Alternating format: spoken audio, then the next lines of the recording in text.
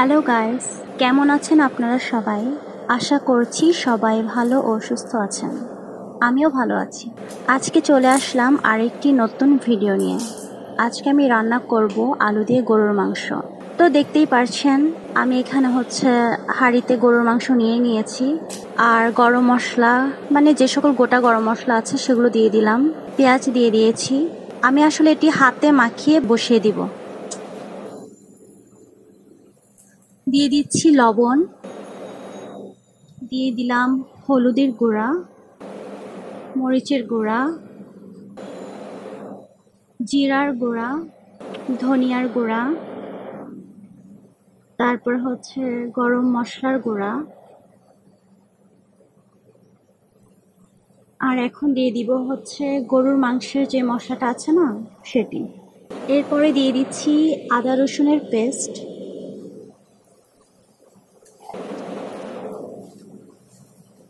দিয়ে দিচ্ছি সয়াবিন তেল। এখন সব কিছু ভালোভাবে মাখিয়ে নেব। আমার মাখানো শেষ। এখন এখানে দিয়ে দিচ্ছি আলু আর দিয়ে দিব টমেটো। আবারও সবকিছু একত্রে ভালোভাবে মাখিয়ে নিলাম। এবার আমি চুলা অন করে চুলার উপর বসিয়ে দিব। এখন আমি 3 থেকে 5 মিনিট হাই হিটে রাখবো। তারপর আঁচ কমিয়ে দিব। দেখতে পাচ্ছেন গাইস, আমি কিন্তু এখানে কোনো পানি অ্যাড করিনি আগে। যেই পানি দেখতে পাচ্ছেন এটা কিন্তু মাংস থেকে বের হয়ে আসছে। আমি ভালো করে উল্টে পাল্টে নাড়িয়ে নিব। মাংসের যে পানি বের হয়ে আসছে না, সেই পানি দিয়ে আমি ভালো করে এই মাংসটি কষিয়ে নেব। ঢাকনা দিয়ে ঢেকে রান্না করব।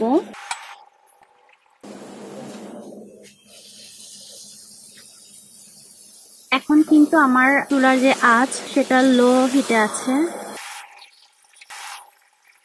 ভালো করে নেড়ে চেড়ে দিলাম। এখন আবার ঢেকে দিচ্ছি। মাংসতে পানিটা বের হয়ে আসছিল, ওই পানিটা শুকানো পর্যন্ত মাংস আমি কষাবো।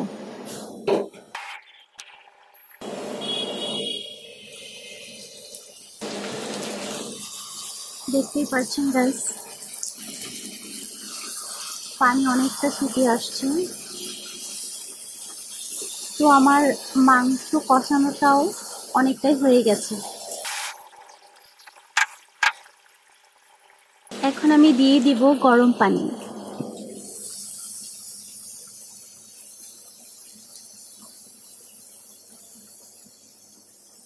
যেহেতু গরুর মাংস সিদ্ধ হতে একটু বেশি সময় লাগে, সেজন্য আমি পানিটা একটু বেশি করেই দিলাম।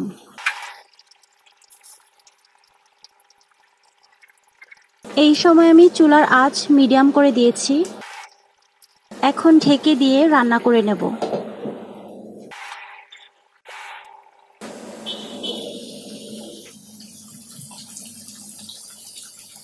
দেখতেই পাচ্ছেন গাইস, পানি অনেকটা কমে গেছে। তো আমি এর থেকে বেশি কমাবো না, আমি এইরকমই ঝোলটা রাখবো। আপনারা চাইলে আরও কষা কষা করে নিতে পারেন। তো গাইস, আজকের জন্য এতটুকুই। আমার রান্না যদি আপনাদের ভালো লেগে থাকে তাহলে লাইক, কমেন্ট, শেয়ার করে আমাকে সাপোর্ট করবেন এবং আমার পাশেই থাকবেন। ধন্যবাদ।